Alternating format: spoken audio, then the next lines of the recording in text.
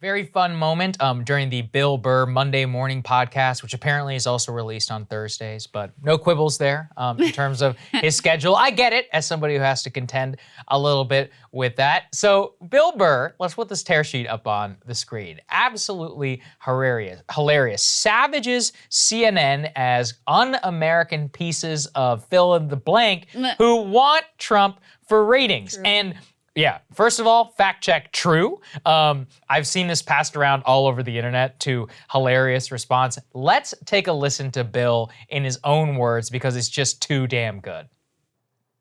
I got to tell you, my mother-in-law comes over to help watch the kids, and she always puts on CNN. And do you know what those fucking morons are doing? They're fucking talking about Trump. I swear to God, I cannot believe people watch that channel. They're so dumb. It's like, do you think these people give a fuck? They want Darth Vader to come back. They want him to come back because they got nothing to talk about because it's show business, and Joe Biden is a fucking bore. They can't bitch about him because he's wearing a blue tie. So now what do? They're going out there, they're doing what they did the first time to get this guy elected by giving him all this free coverage while they act like they allegedly don't like him.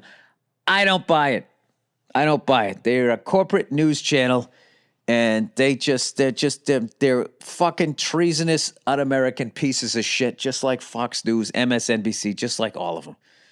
Just like fucking all of them. I was at the gym the other day, right? Oh, fucking Billy Big Boobs, right? I'm on the elliptical. And they had CNN on with the sound down. And I wanted to ask him, can you turn the fucking channel? No, they didn't have the sound down. They made it seem like all of California was on fire, which I know it is. But like there's nothing I can do about it. All right? And then they go, okay, and now let's talk COVID. And the numbers are up.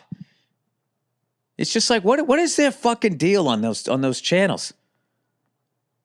Don't they have any idea what they're doing to you? Here I am at the fucking gym trying to work off a bunch of goddamn ice cream sundaes, and all I get is fucking fires and pandemic shit.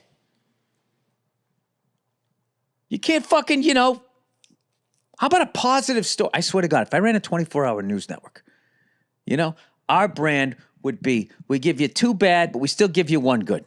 2 steps back, but 1 step forward. We'd give you a couple of good stories. You do a story that involves race relations where people are actually getting along. Well, that doesn't get ratings. You have to make them feel like shit. You have to scare the hell out of them. You got to make them feel like they got a virus, their house is going to burn down, and that the Nazis are coming back. To us, those are the tent poles that make for a great half-hour news. All right, we pulled the whole thing. I want to make sure you guys heard it. It's even better. You should go listen to even more if you have the time. But look, show me the lie. What I love about what Bill points out there is it's the voice of who I hope are just normal people who are going about their days. I'm like, this makes me feel crazy. This is so transparent about what they're trying to do, both with Trump, with COVID, and more, and it's just not working anymore. Fundamentally, it's just, I think the game is up in terms of people's willingness in order to trust them. I mean, his bottom line takeaway there is just patently true, which is that all of these networks, and he name checks CNN primarily, but also MSNBC and Fox News, all of them would destroy the country for their own ratings and profit. 100%. And 100%. Not only would they are. Yeah, I mean, that's like, and what's funny to me is it's kind of meta here.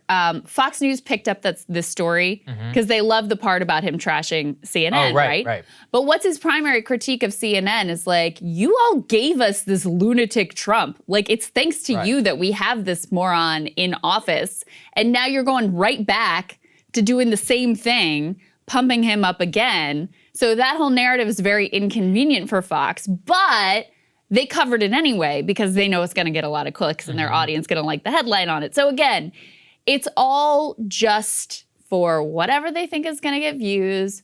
They have to keep you scared. They got to keep you titillated. They got to make you think that, you know, your neighbor is out to get you and everybody hates each other. And by putting that out into the world, they do create and exacerbate more of these sectarian divisions, which are ultimately unraveling and destroying the country. So it's pretty spot on there. No, absolutely spot on, especially in their coverage of Trump. It's not about you. It never was even really about defeating him or whatever. It's all just about trying to find the most ginned up people in the universe and keep them glued to the screen so they can watch, you know, commercials about high blood pressure and gold. I mean, that is the business model for all of these people. And yes, Fox loves it because they're calling, I mean, the same exact critique can be leveled at Fox, the same exact critique level as a CNN.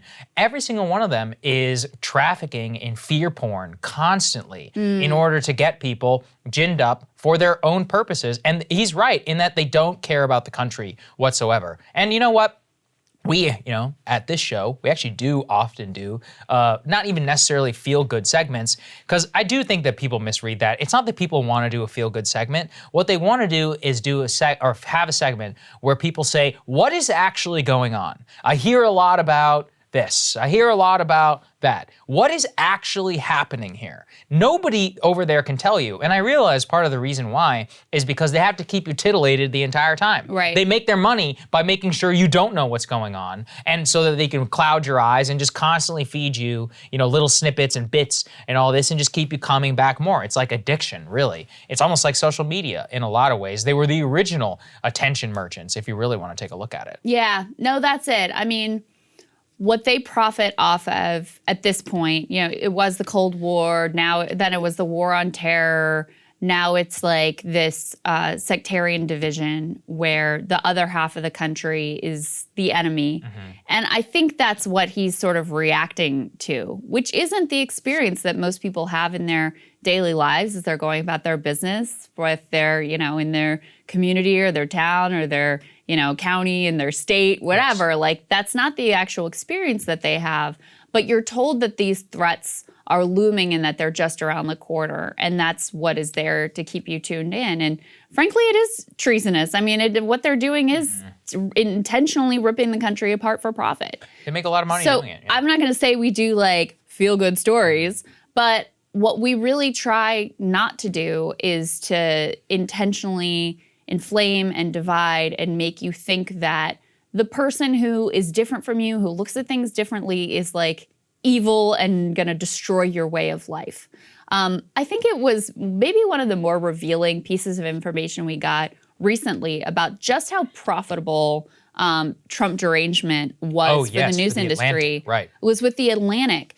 They found when they published what was almost certainly a completely bullshit piece about Trump called the troops suckers and losers, but they got tens of thousands. 60,000. 60,000 new paying subscribers just off that one piece of very likely bogus, quote unquote, journalism. Right. That's how high the monetary incentives are for these people. And Fox News has their own, like, and right-wing media has their own, you know, incentive structure about the things that they cover and the way that they portray the threats facing you in America or embarrass the politicians that they think that you know, that their audience hates. Those are the monetary incentives that are driving all of this. And it is big, big money. It comes with, there's personal fame and acclamation and brand building and book deals and all of that to be had. So honestly, just don't watch it. If you were forced to watch it, keep all of that in mind of what the real game here. The real game here isn't to inform you. The real game is to keep you scared and to make a whole bunch of money. That's right. Go listen to literally anything else. Go listen to Bill Burr. You'll have a better time. Indeed. All right, guys, we'll have more for you later. Enjoy the weekend. Hey, guys, thanks so much for watching. That's right. Just as a reminder, you can become a premium subscriber today. Watch the full show completely uncut, our reactions to each other's monologues. You get to listen to it. You get to ask us questions, all that good stuff. Link is right there in the description or at breakingpoints.com. Best of all, great way to say screw you to the mainstream media.